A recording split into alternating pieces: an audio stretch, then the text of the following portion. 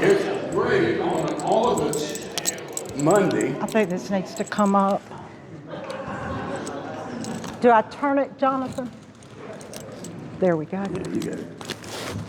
It's great to see this crowd out on Monday in August. You know, we used to skip the summer months way back when, but Dwayne. we found that if you bring an interesting program, the people will come. And so I hope that we've done that again today. But we're delighted, it's a real delight to see you all here today. I know that we have some new members. Bill, are you prepared to tell us about new members if you want to? Yeah, they're right out there. All right. And we sure do welcome you. Great to have a big crowd. Let's get everybody around.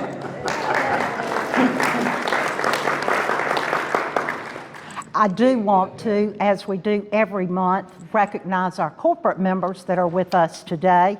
And if you'll just raise your hand, we have Morris Bank in the house, the Hebe Law Firm, Statesboro Herald, Core Credit, Henley Properties, Touch of Class Catering, and the Statesboro Dairy Queen. Thank all of y'all more than you know.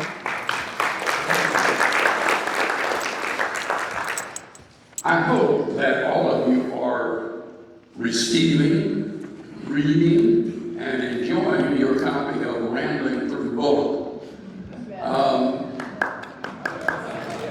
Thank you.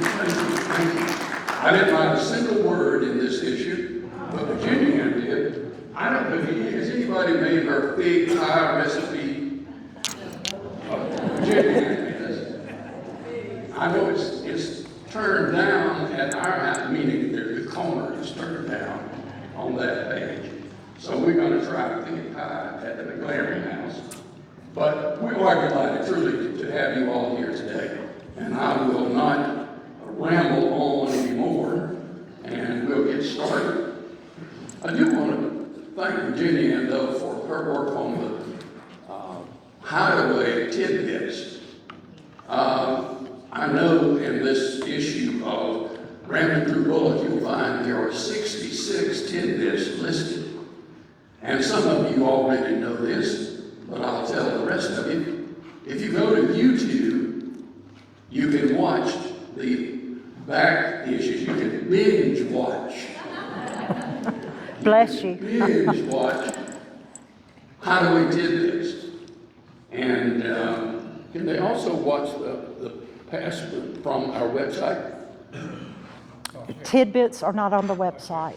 Okay. We're working on something with Grace Connect and the Statesboro Herald. There will be a use in the future for all these tidbits. We just don't know what yet. It'll be a surprise. Our September, I want to mention this to you, our September program will be Georgia's swing bands, tunes and songs of the 1920s. I look around this room, Bill, and there's only one or two of us that remember the 1920s. But I think that'll be a fun program presented by James Pittman and Joe Nelson. Did I see James earlier? Yes. Yeah. James, anything you want to say special about? Well, it's going to be different, and I think we're going to try to be entertained. And Joe and I, we're not academics, we just love the music, we love history, and we never let the facts get in the way of a good story. My kind of program. Excellent.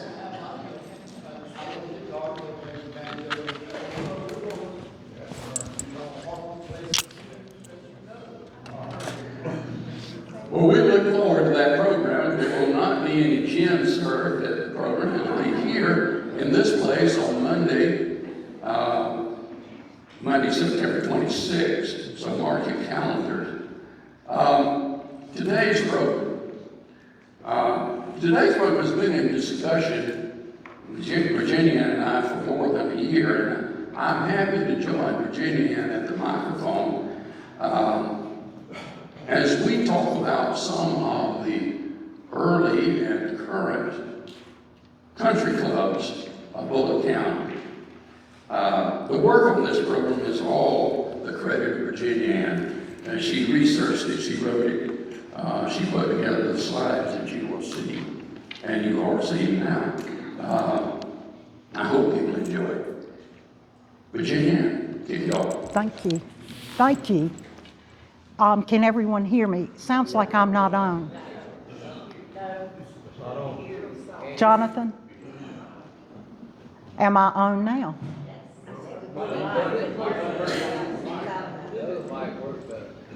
Switch on the mic. Keep talking? How about that? That sounds great. Good afternoon. And Joe said that I wrote this. That's a little of a misnomer. My daddy wrote this in 1966. And I have the original script that Daddy wrote, and it's corrected in Mother's handwriting. Imagine that, Jeannie. I have a big box of stuff that my daddy collected for many years. This box is marked FHCC. Inside the box are numerous artifacts from the country club that my daddy helped start, and a very fine document on his history. It began, this document, with these 3 paragraphs, and I quote, "On November 14, 1889, it was announced that the county authorities," that's Bulloch County authorities, "have bought the place belonging to Eugene Griner about 2 miles west of town and will convert the same to a pauper farm. There are about 200 acres and the price was $700. The county authorities who closed that purchase with Mr. Griner, were they living today, would be speechless in amazement to look out over the beautiful rolling lands with sparkling lakes, lush grass covering the entire area, bordered by stately pine trees, and on the edge a house like a mansion." Now remember, this was written many, many years ago. "For that land, once the pauper farm, is now part of the site of the Forest Heights Country Club, which has attained the status of being one of the finest in this section." Again, written in 1966. Over the weekend, I talked to Biff Thompson, and we were reminiscing about things, and Biff said it was a pauper farm because it was the poorest land in the county. Actually, the exact opposite. It was some of the finest land in the county. This was before Social Security. And if you didn't have a large family, you had no one to take care of you in your senior years. So the county of Bulloch took care of their paupers. I've done some research since Biff and I talked, and that was Saturday or Sunday. And I can't find the register from Bulloch, but I'll find it. But I did find it from Bartow County. And it's very interesting why people ended up at a pauper farm. So let's all kind of remember where this began, and it was something to help others.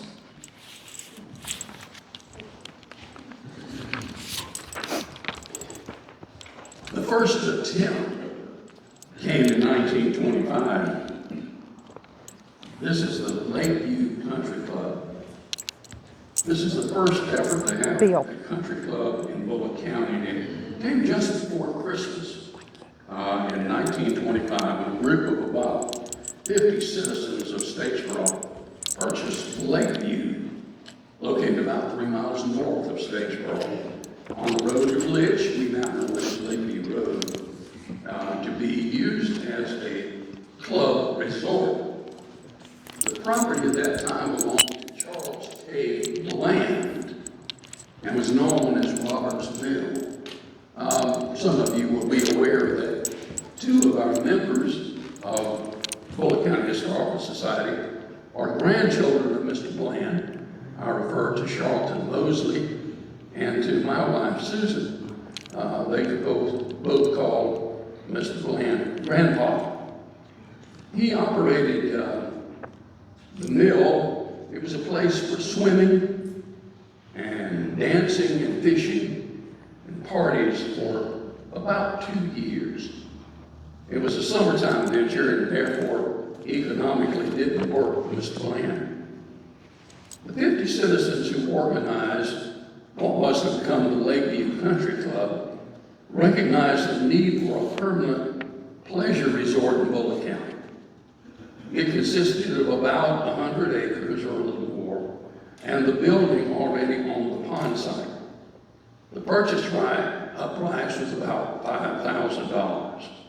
It was noted at the time of the announcement that the group contemplated adding adjoining land to build a golf course adjacent to the lake. On Monday evening, January 11th, 1926, a meeting was held and the club was formally named the Lakeview Country Club. At the same meeting, a resolution was adopted abandoning the idea of a golf course. And on February 25th, the Lakeview Country Club was permanently organized at a meeting held in the office of Hinton Booth. By now, the membership of the new club was more than 70. 30 were at the organizational meeting when B.B. Sawyer, Hinton Booth, Cecil W. Brandon, H.F. Hook, Alfred Dorman, S.W. Lewis, George P. Donaldson, D.B. Turner, and O.W. Home were elected as directors. Mr. Sawyer was named chairman of the board. The committees included property, finance, membership. It was to be limited to 100. Entertainment, swimming pool, and water privileges. On Thursday evening, May 27, 1926, the formal opening of the club was held and more than 60 members and their families and friends were there. But the Lakeview Country Club had troubles. Attendance was slim and dues were slashed in half. They even voted to allow fishing in the pond, but no members shall be granted more than 2 permits per week. Now that's getting down to the weeds, folks. And all members fishing shall be assessed 10 cents per pound on all fish caught. In June of 1928, the dam broke, and it was announced that Lakeview Country Club, comprising 100 acres of land and the residence and mill house at Roberts Hole Mill, will be offered for sale. Later, the club dissolved as a corporation.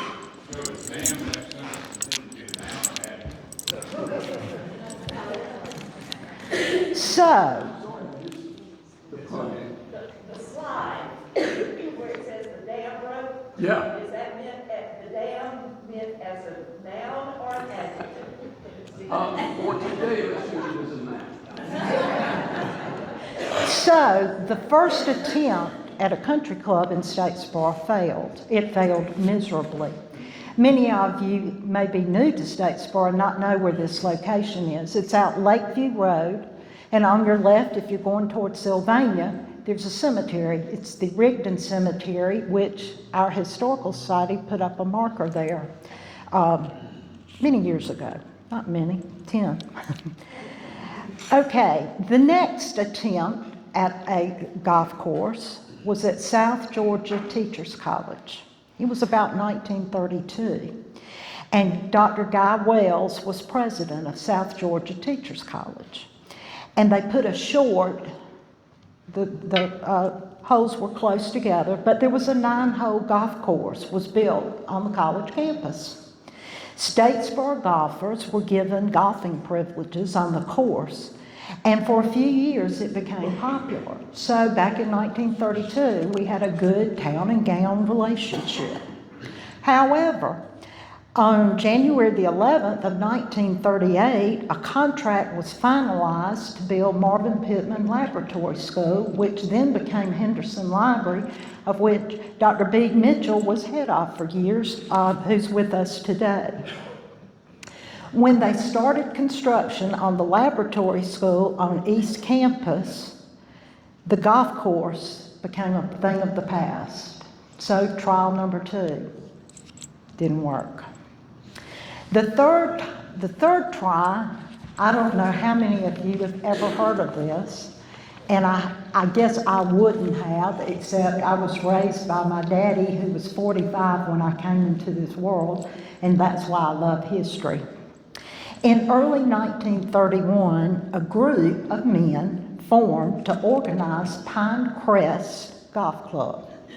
The leader of the group was Bartow Flagler, an insurance man who had moved to Statesboro who worked with Harvey Brannon. Never heard of Mr. Flagler, but I know Harvey Brannon. He was a big golf enthusiast. They built a 9-hole golf course on the property belonging to the Olive Estate and to F.D. Thaxton. It was located on Northside Drive across from Eastside Cemetery. Today, that's where Cone Homes is located. Mr. Solly Olive's farm, half of it was given to start this country club, and the other half was for Eastside Cemetery. Some of y'all didn't know that. By April of that year, the course was considered to be in fair shape, and a clubhouse was decided to be erected at a later date. Never happened. Membership in the club was sold by Prince Preston and Gilbert Cone. On Monday morning, July the 6th, 1931, Pinecrest had its first tournament, and the first round of pairings and winners announced in July the 9th, 1931 of the Bulloch Times at the time were as follows. M.L. Preston defeated Left Deloach. Gilbert Cone defeated Prince Preston. Wilburn Woodcock forfeited to Bartow Flagler. Percy Rhymes won from Homer Melton. Sidney Lanier won from Floyd Akins. Gibson Johnston won from J.L. Sunday. Ellie Tyson, that's of Hope You Like It fame, defeated Sammy Johnston. And Edwin Akins won his match with Judge Leroy Cowart by forfeit. I hope y'all enjoyed those old names as much as I do. Pinecrest Golf Club began to fall apart when individual property owners began selling lots on the golf course. Not around the golf course, but on the golf course. The golf course was built with nothing more than permission of the owners to do so. The club didn't own the land, so this club lasted about a year. The next effort came during the 1930s because in Bulloch County the idea of a country club with a golf course still persisted. The next time it came up was in 1939, when on March 23rd it was announced in the Bulloch Times that large matters are in contemplation in the immediate future for the Statesboro Golf Club, an organization which was created a year or more ago and which is now operating under a charter. According to the plans as released by the Bulloch Times by Thad Morris, who was considered one of the leaders of the movement, these developments invoke an outlay of approximately $40,000. A club home that costs around $6,000 will be erected on the property, provided assistance now sought from the WPA is made available. Application for this land has been made, and a survey is now in progress to ascertain the availability, or advisability, I should say, on the part of the WPA, Workers' Progress Administration, one of the FDR alphabet agencies. The property upon which the golf course and clubhouse was to be built consisted of 86 acres on the Dover Road. You and I know it as US Highway 301, about 2 miles northeast of Statesboro, and was formerly part of the Waters Estate which borders Where you Mill take Creek. the raccoons. On July 20th, 1939, 30 or 40 members met on the club site to discuss plans in detail.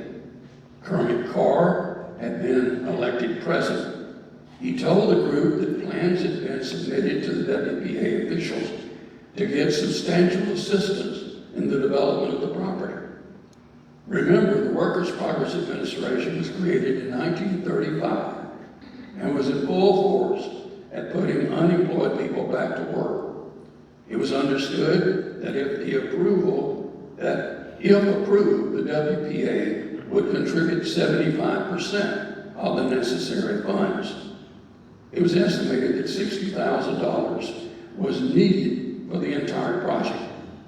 Enthusiasm, we were told, ran high, but World War II was in the making during the spring of 1939, with Hitler on the march.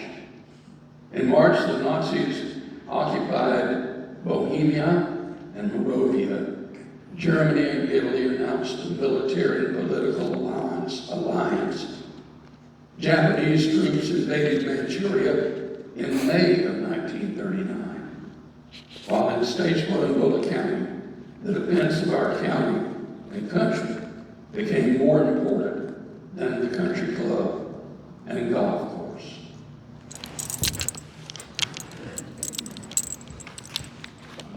So, we got through World War II.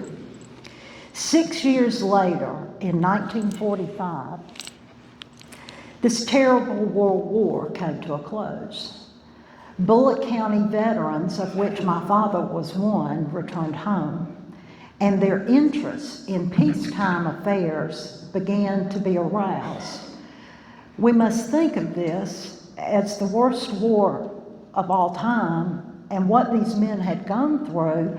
To come home, I can just hear Daddy say, we all needed something to look forward to. And I think when you read the list that we're going to talk about later of these men, they were the ones in a small Bulloch County that had the vision to let's do something happy.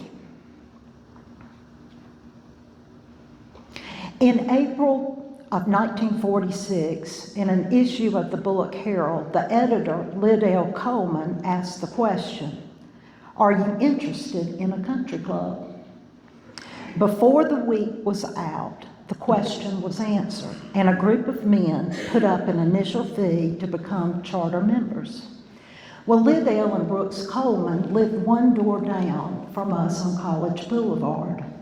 And I remember vividly in the 1960s, when this article was written, that my father and mother and myself would go down to Brooks and Liddell's every night to work on A Century of Progress. If you want to read this article with all its addendums and everything else, it's in A Century of Progress, and my daddy wrote it for Liddell. Just a little tidbit there. Here we have it. First cousins. This slide is the actual deed from Cone Realty buying the land for Forest Heights. First cousins, Paul Franklin Jr., my daddy, and Robert Benson, who was raised as my father's brother by Granddaddy and Grandmama Franklin, so therefore he was always referred to as Uncle Robert. Uncle Robert and Daddy took on the task to find a country club. And they rode all over the county, and they selected 670 acres. And it was one of the highest elevations in Bulloch County, and it was beautiful land. It already had ponds on it, huge pine trees. We've all been there. It's a truly beautiful sight. My daddy chose the name, Forest Heights Country Club. The parcel of land was 2.6 miles west of Statesboro, and it was formerly owned by Leon McKelvin, who his signature, we're going to get to that in a second, is on this. And remember, we talked about this was the land of the Pomper Farm. The sale price of these 670 acres was $8,165. Got anybody want to buy a lot? And here are the signatures that are on this, and on my script, I only have the agents for the seller was Charles Cone. The seller is Mr. McElvin, and the buyers are Daddy, Paul Franklin, and Uncle Robert Benson. By Friday night, April 12, 1946, 100 citizens had applied for charter membership, and on that night, they met and elected a board of governors, not directors, they called them governors, made up of Dr. John Mooney, Sam Strauss, Paul Franklin Jr., Jim Coleman, J. Brantley Johnson, Josh Lanier, Ike Minkovitz, Bill Bowen, who was mayor, Prince Preston, and Robert Benson, and Sidney Dodd.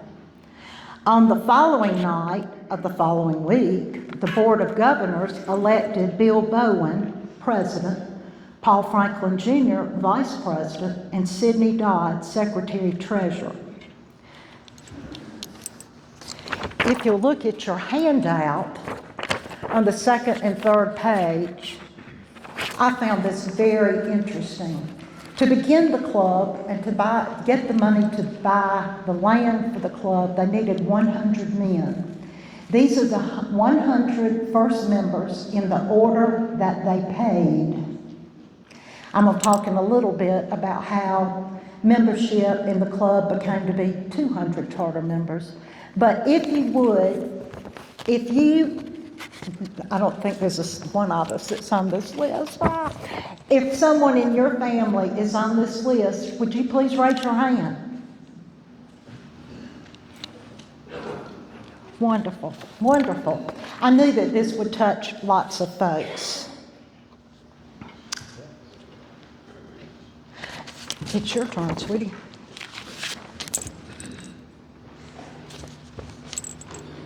The Board of Governors had decided that the first development to be made on the property was to build a clubhouse. A building committee was named and instructed to have plans prepared. Additional development included the golf course, tennis courts, and cleaning up around building up the pond already on the property. Then at a meeting of the Board of Governors on Monday night, July 29th, plans were made to proceed with the building of the golf course, the drilling of a deep well, and to begin excavation for the clubhouse. Ike Minkovitz, chairman of the golf course committee, reported that C.A. Mays of Augusta, a golf architect, had already looked over the site and was in the process of designing the course.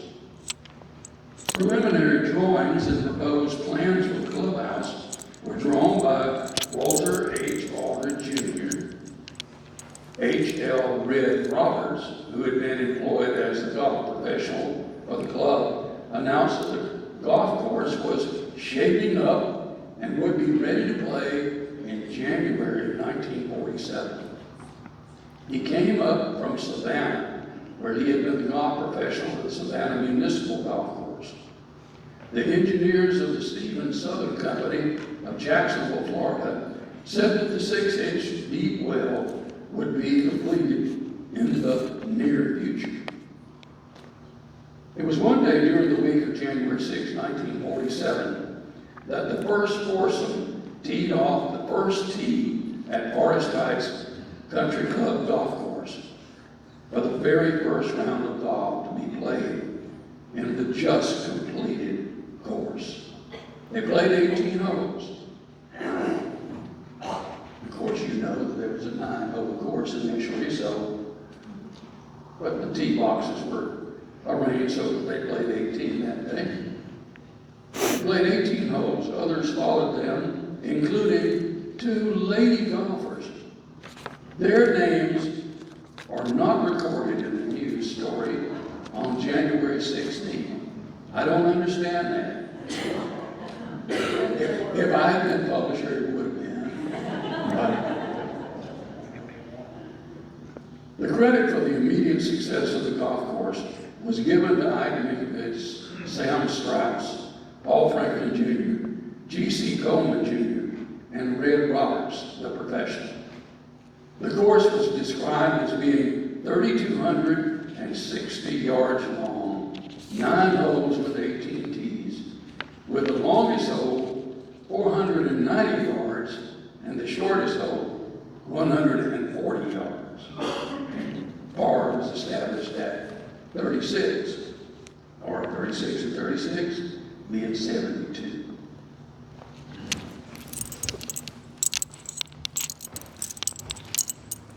Bill Joe corrected it. When Bill read my script, he says, honey, you don't have a par of 36. I said, well, I've said clearly it's for 9 holes. He says, please say that's 72. Biff, it's 72, okay? And I've also got to say, Biff and I talked about, this is why I love the Historical Society. You get to reminisce with good friends. Biff and I were talking about the part Mr. Aldred played in the country club. And one of the most fun, but yet time-consuming programs I've ever done was on the architecture of W.H. Aldred. We might need to revisit that in a year or two. Okay? On Monday evening, May 12, 1947, and as you'll note, in everything, even the club emblem, it states that the club was started in 1947, even though they started in 46, getting the money and buying the land. Members of the country club approved the proposal to increase the charter membership from 100 to 200, and that's where the membership stays today. They urged the Board of Governors to proceed as fast as possible with the plans for the new clubhouse. Then, on September 18 of 1947, a golf team represented Forest Heights Country Club for the first time in an inner city competition.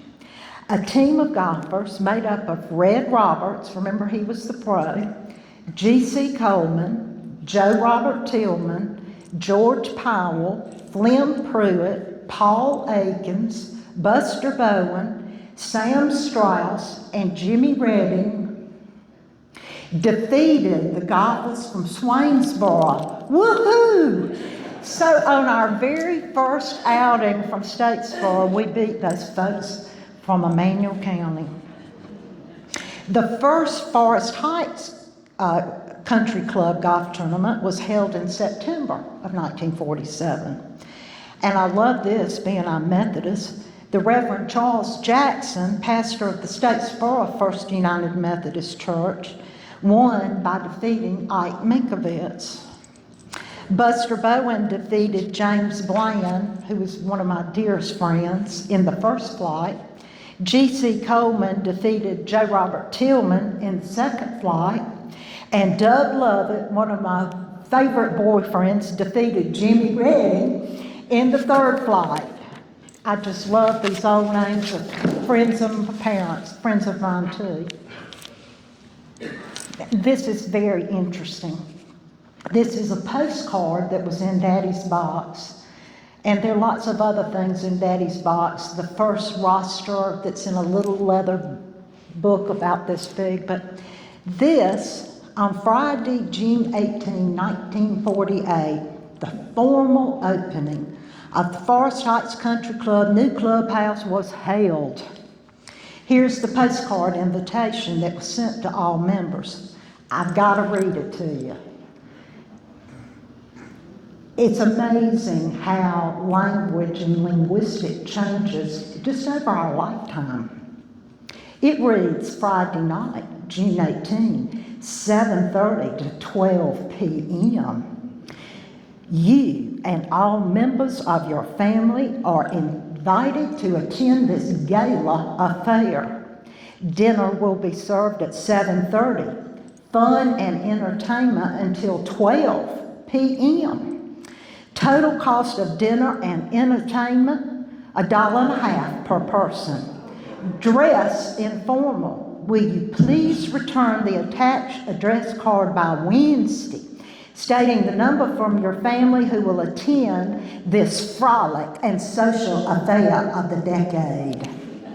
We want 300 of you to enjoy this affair and thoroughly inspect your clubhouse and grounds. Signed, the Entertainment Committee. I just love that. Thank you, Daddy, for saving it. An interesting note. Here we go. An interesting note is the fact that a trap and skeet shooting area was to be included at Forest Heights. It was part of the initial plans. These are the two letters. One is to Remington Arms Company and the other to Western Cartridge Company. There are letters from those companies back to my father, so obviously he had contacted them and sent him the contacts in Macon and Atlanta of purveyors that sold this equipment. I'm going to end this with a challenge to all of us that are members of the club. Perhaps this old initial idea can still be implemented at Forest Heights. Thank you so much. I do want to just address this. There's one picture that I think Brent Tharp has at the museum of not everyone, but your first page, it's the members of the initial gun club in Statesboro. Franklin's weren't on here, and I don't know why. Bill and I found an arsenal of guns from the family, but I don't ever remember being big hunters like the Remingtons and the Matthews and Smiths. But I found this very interesting. There's a picture of these men, and the young boy in it is Charlie Olive. And Mr. Charlie told me years ago, he said, I was about 10 years old when that picture was taken. We've talked about the order of payment, and I just want to reiterate, these were the first 100. There was an additional 100 that helped make the club what it is today. And then these are the very first officers and governors that started the club. We'll be glad to open this up for questions. Can I make a comment? Yes. How many of you know a golfer by the name of Ben Carr? Raise your hand. Raise your hand. Now this one is from Georgia Southern particularly. Obviously, he spent a lot of time at Forest Heights. He spent a lot of time at Georgia Southern Golf Course.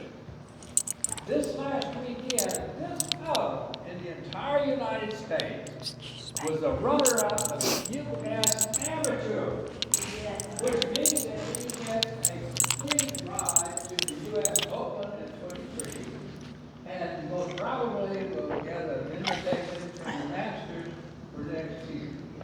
And if you think about this early beginning to this maturity today, and line it with a fellow that's going to be able to support he and his family for the rest of his life in style, I think that's a real accomplishment. Thank you folks for taking care of this today. That was wonderful.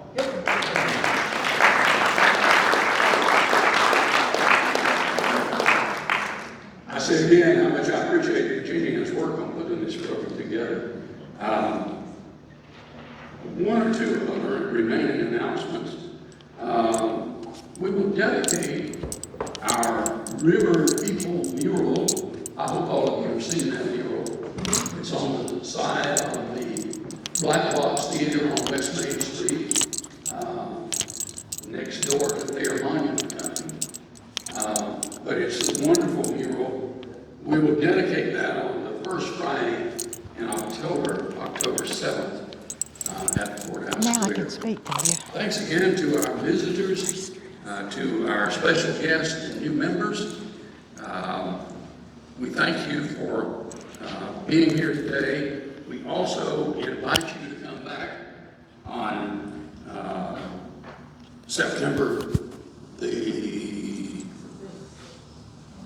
26th for James Pittman's program on swing music of the 1920s. There being no other business, Meeting stands adjourned.